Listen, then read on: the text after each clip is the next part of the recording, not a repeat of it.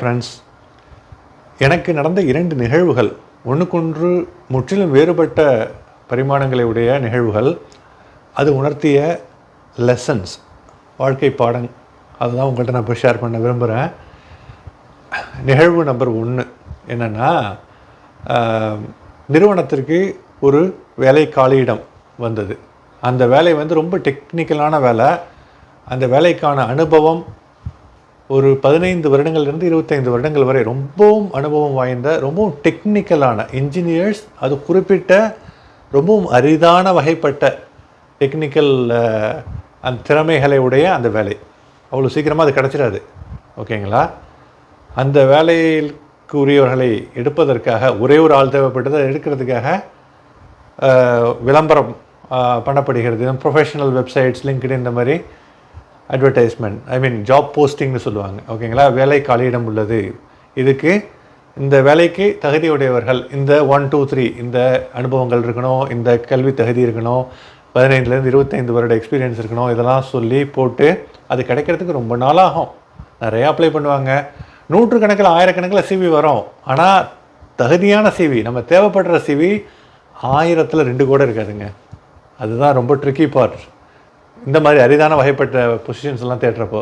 ஆனால் இந்த நிகழ்வில், குறிப்பிட்ட நிகழ்வில் தேடிக்கிட்டே வர்றப்போ நம்ம போடுறப்போ பல பேர் அப்ளை பண்ணாங்க. அப்போ ஒருவர், அவர்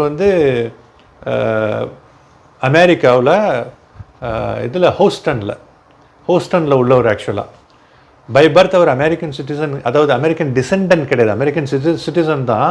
American citizen in the sense American passport holder. ஹோஸ்டன்லேருந்து அவர் போயிட்டு வந்துக்கிட்டு இருக்கார், ஃபேமிலிலாம் ஹூஸ்டனில் இருக்குது அப்படின்னாரு. ஆனால் பேர் ஒரு க்ரீக், லாட்டினோ அந்த மாதிரியான பேராக இருந்தது. ஆக்சுவலாக ஒரு போர்ச்சுகீஸ் அண்ட் பிரேசிலில் உள்ள போர்ச்சுகீஸ் டிசெண்டன்ட் நேம் இருந்தது. படித்தது ட்ரினிடாட் டொபாக்கோ, வெஸ்ட் இண்டீஸில், மேற்கிந்திய தீவுகளில். சரிங்களா? எல்லாம் வித்தியாசமாக இருந்தது. அவருடைய ப்ரொஃபைல் எதேச்சையாக நான் போட்ட விளம்பரத்தை பார்த்துட்டு ஒருத்தவர் எனக்கு இவர் தகுதியான ப்ரொஃபைல்னு சொல்லிட்டு லிங்க் டேக் பண்ணுறாரு.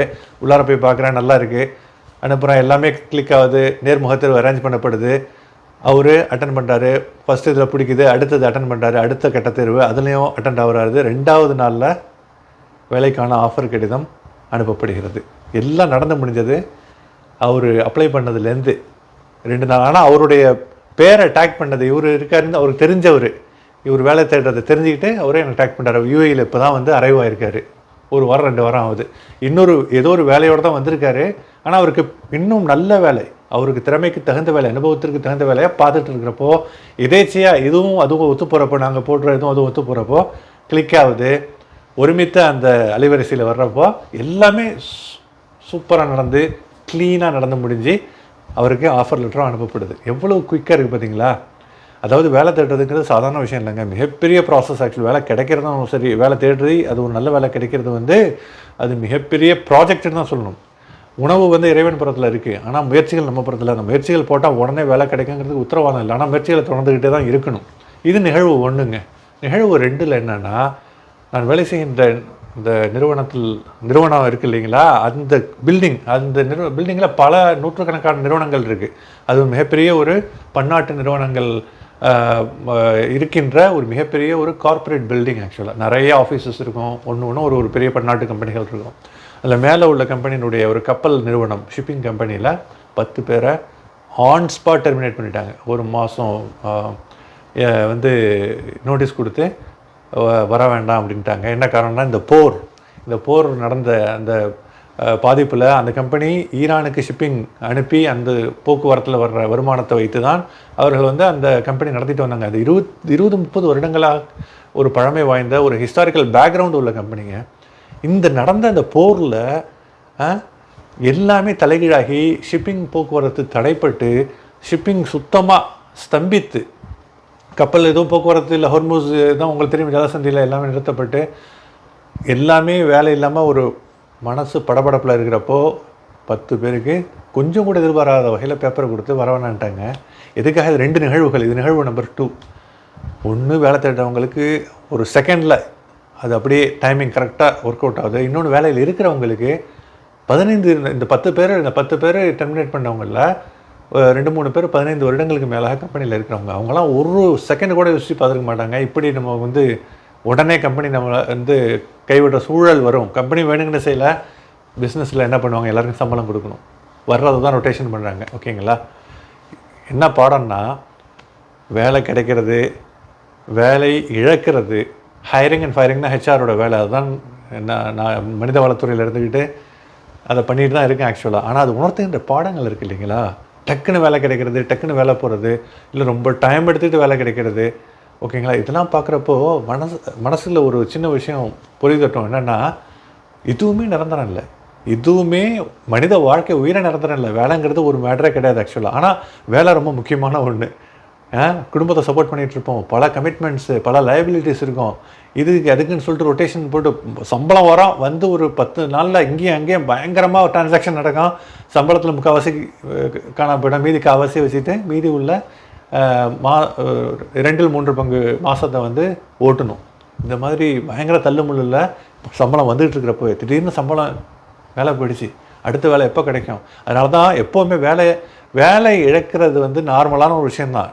அதாவது வேலை போனாலும் ஒரு டவுன் டு எர்த்தாக வேறு அதை அக்செப்ட் பண்ணிக்க முடியும். ஏன்னு வச்சுக்கோங்களேன், அந்த கம்பெனி நம்மளை விடாது அப்படின்னு சொல்லிட்டு எந்த கம்பெனியும் யாரும் இர்ரீப்ளேசபிள் கிடையாது, ரீப்ளேஸ் பண்ணப்படக்கூடியவர்கள்லாம் எல்லாருமே. அதனால் வந்து நம்ம ரொம்ப ஒரு கம்பெனியோட அட்டாச்சாக எமோஷ்னலி கனெக்டடாக இருக்கிறது. கம்பெனி வந்து நமக்கு வேலை செய்கிறதுக்கு அவங்க சம்பளம் கொடுக்குறாங்க, வின் வின் சுச்சுவேஷன். நம்மளால் கம்பெனிக்கு பெனிஃபிஷியல், கம்பெனினால் நமக்கு பெனிஃபிஷியல், சம்பளம் கிடைக்கிது, நம்ம வேலையை அவங்களுக்கு கொடுக்குறோம், அவ்வளோதான். அஃப்கோர்ஸ் செய்கிற வேலையை நல்லா சிறப்பாக செய்ய வேண்டியது தான், லாயலாக கமிட்டடாக நேர்மையாக செய்ய வேண்டியது தான், அவ்வளோதான். எமோஷ்னல் கனெக்டிவிட்டி வேணாம். அதே சமயம் திடீர்னு வேலை போயிடுச்சுன்னா வாழ்க்கையை ஓட்டுறதுக்கு அடுத்த 5 மாதத்துக்கு தேவையான பொருளாதாரத்தை பைப்லைனில் வச்சுருக்கணுங்க, எப்போவுமே இருக்கணும். நீங்கள் சம்பாதிக்கிற பணத்தை டக்குன்னு எல்லாமே எண்டில் விரல் நுனியில் கடைசியில் தீர்ற அளவுக்கு வச்சுருக்காதீங்க. வேலை போயிடுச்சுன்னா நீங்கள் சர்வைவ் பண்ணணும். அடுத்த ஒரு 5 மாதத்துக்கு நீங்கள் உங்கள் குடும்பம் சப்போர்ட் பண்ணுற அளவுக்கு, சாப்பிட்ற அளவுக்கு போதுமான அளவு நிதியை ஃபண்ட்ஸை வச்சுருங்க. ஆக்சுவலாக எல்லாத்தையுமே இன்வெஸ்ட் பண்ணிவிட்டு அப்படியே ஒன்றுமே இல்லாமல் தொடச்சி விட்ட மாதிரி இருக்க வேணாம், அது ரொம்ப ஆபத்து, டேஞ்சரஸ். ஈவன் பல இடங்களில் நீங்கள் இன்வெஸ்ட் பண்ணியிருப்பீங்க, இன்வெஸ்ட் பண்ண பணம்லாம் லிக்விட் கேஷாக உங்களுக்கு கிடைக்காது ஆக்சுவலாக. உடனே ஓரளவு பேங்க்கில் போட்டு 5 மாதம் ஓட்டுறதுக்கு நீங்கள் எப்போவுமே ஒரு பைப்லைனில் தயாராகவே இருங்க ஆக்சுவலாக. அதேமாதிரி வேலை இல்லை, கிடைக்காதவங்க தேடிட்டு இருந்தேன்னா ஒன்றும் பிரச்சனை இல்லை. இப்போ நான் நிகழ்வு 1 பாருங்கள், இறைவன் நாடினால் உங்கள் முயற்சி எல்லாமே கரெக்டாக போட்டிங்கன்னா கண்டிப்பாக வேலை கிடைத்தே திரும்பி. It's a matter of time, it's a time factor. அதனால் கண்டிப்பாக கிடைத்தே திரும்பும். விடாமுயற்சியுடன் சரியான முயற்சிகளை போடுங்க, கண்டிப்பாக நீங்கள் வெற்றி பெறுவீர்கள். இதுலேருந்து ஒரு பெரிய லைஃப் லெசன் எனக்கு கிடைச்சது இந்த 2 நிகழ்வுலேருந்து. 2 ஆப்போசிட்டாக இருக்குது பார்த்தீங்களா? ஆனால் 2லேருந்து எவ்வளோ பெரிய பாடம். நீங்கள் என்ன நினைக்கிறீங்க? உங்கள் வாழ்க்கையில் இந்த மாதிரி சம்பவங்கள் நிகழ்ந்திருக்கா? சுவாரஸ்யமான, அதே சமயத்தில் மைண்டை வந்து சிந்திக்க வைக்கின்ற விஷயங்கள் நம்ம வாழ்க்கையில் டே டு டே தினசரி வாழ்க்கையில் நடந்துகிட்டு தான் இருக்குது. அப்படி ஏதாச்சும் உங்கள் வாழ்க்கையில் நீங்கள் சந்திச்சிருந்தால் ஷேர் பண்ணுங்கள், கமெண்ட்டில் ஷேர் பண்ணுங்கள். இன்னொரு நல்ல வீடியோவில் நல்ல கண்டென்ட்டோட, நல்ல கருத்துக்களோட, நல்ல இடங்களோட, நல்ல விஷயங்களோட, சிந்தனைகளோடு சந்திப்போம். அதுவரை விடைபெறுவது உங்கள் அன்பு சகோதரன் Noorullah. Thank you guys. Have a great evening ahead.